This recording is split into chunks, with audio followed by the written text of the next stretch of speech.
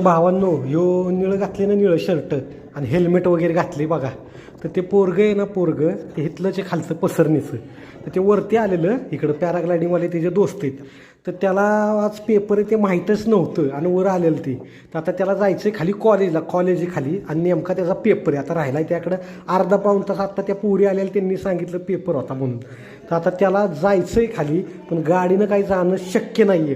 म्हणून त्याचे मित्रमंडळी आहेत हे पॅराग्लायडिंगवाले, थेट आता त्याला पॅराशूटनंच कॉलेजच्या ग्राउंडवरती उतरवणार आहेत आणि ते जाणार आहे आता परीक्षेला. कोण चालत जातं, कोण सायकलवर जातं, कोण गाडीत जातं, कोण घोड्यावर गेला असेल. पण हा असा पहिला व्यक्ती की पॅराशूटनं जाणार आहे पेपरला, कॉलेजला. बघू शकता आता जातील बघा. पेन बिन घेतलेत का बाबा? आता चालला बघू शकता खाली खाली कॉलेजच्या ग्राउंडवरच त्याला उतरवणार आहेत तिकडच्या साईडला. आणि जे हे आहेत आपले पायलट आहेत त्यांना खाली गाडी जाणार आहे. कारण का जर घाटानं गेला असता तर अर्धा पाऊण तास कारण